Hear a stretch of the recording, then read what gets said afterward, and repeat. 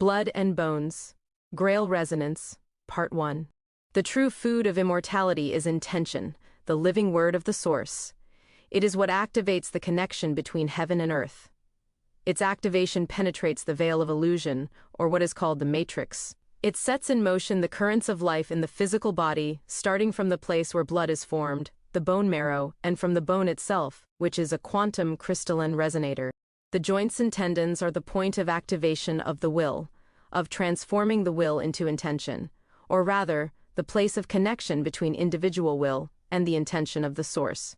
The fascia, which penetrates and envelops all the organs and structures of the physical body, is in fact the mirror of the fundamental field, at the individual level, of the cosmic ether, the cosmic strings. Intention is the forbidden fruit in ancient texts, because intention cannot be accessed, activated, or used without knowledge of good and evil, and without the mystery of life. Because these two represent wisdom, Sophia, there are two types of coherence, one real and a false one constructed, created from energy invested in educated beliefs and convictions, cultivated fears and superstitions, suppressed memories and distorted emotions, noise and interference, reversed time and falsified space. The constructed one is woven from confusion, not certainty. When you have doubts, it means that the woven one dies. The gateway to unmanufactured coherence is imprinted in the bone structure. In the structural core of the human body and in the fascial system that envelops and permeates the entire architecture of this structure, including organs, spine, and brain, similar to the cosmic string system. Individual memory is stored in the fascial system, while primordial and planetary memory is active in the bone. The fascial system is linked to the crystalline bone structure, which in turn shelters what gives birth to blood, the marrow, the mirror of what is called planetary black goo. The bone crystalline structure is the one that modulates the individual light memory, coming from and through the fascial cords, into the DNA structure. The access points, the energy gates, that link the memory layers, psychotemporal and psychospatial, into a coherent system, the real one, have been the ones that have been blocked and scrambled. The bone structure is under attack with psychotronic weapons that distort the information coming from the primordial fundamental field, altering both the information stored in the DNA and the individual and collective volitional fields. When you dream, you are actually accessing the memory fields stored and active in the fascia, bone, and marrow. The truth cannot be spoken, but it can be heard, in the bones. It is very important to speak the words from your own bones, from the marrow, from your root center, from your core. This will resonate in others, your truth, but also their truth. There is a connection between the larynx and the coccyx, so that the words spoken resonate in the spine of those who listen. The truth spoken by you will also reveal the truth in others, and this heals. Intention accompanied by heart and clarity is the most important.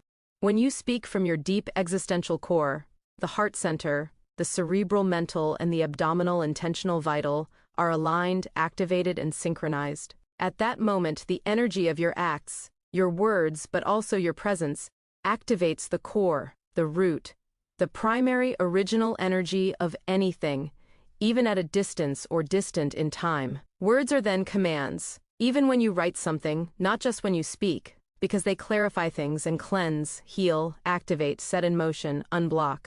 That is why the words spoken 5,000 years ago are just as current and alive, because they are truths spoken from the core of being. We are all in a process of healing, of remembering. This is because we have the same structure as a crystal, layered, alive, and the deeper you go, the more you discover something new or forgotten. Like books, they are objects of power or can be, depending on your intention. True objects of power retain this quality because they move with you, just like people.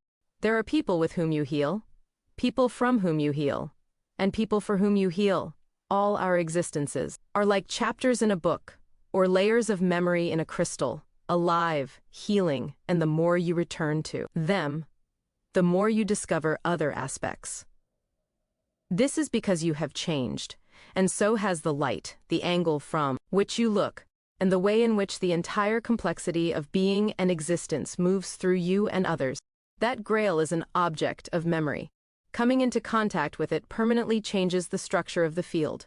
It is as if space and time are suspended, flattened into a single point, the center of a torus from which they radiate, but also return at the same time. That colossal pressure is what causes ignition at the level of the crystalline structure of the bone and at the level of the liquid memory in the blood.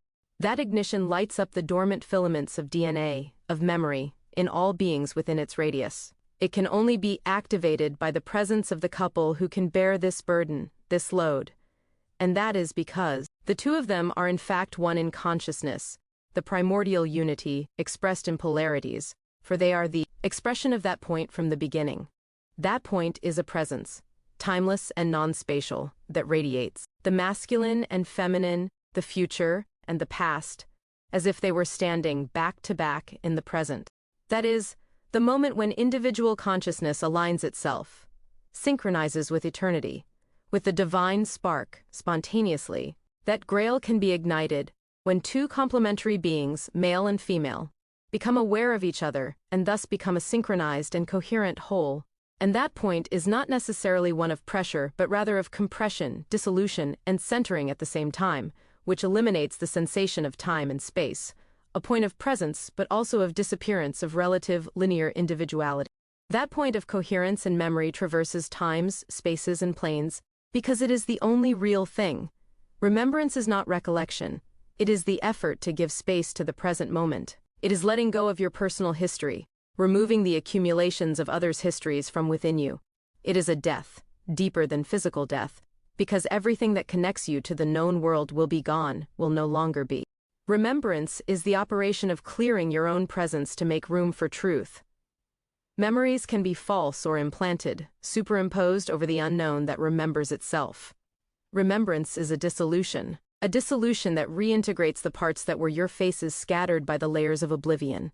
When those faces reunite into one, that is your real face. That face is not a created one, but an undivided one, which cannot be reflected but only manifested, because it is just the dance, not a face.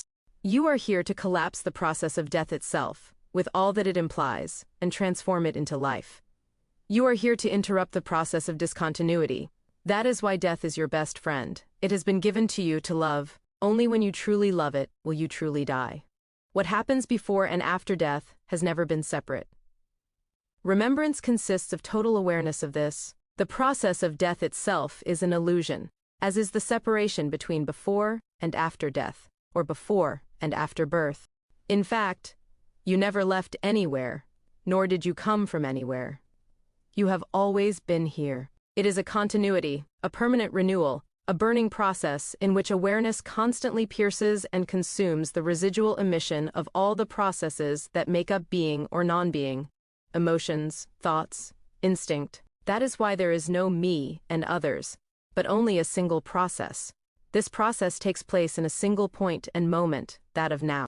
You will die in your physical body, and what will decompose will be the false light that kept you in duality, in separation, from yourself, from all others. The union of polarities, their synchronization within you, represents the true Graal that has been hidden in stories. The death of the ego, of the illusion of separation, of falsehood. When two abysses or flames meet, the result is not a larger abyss, but a deeper one, not a larger flame, but a more vivid one.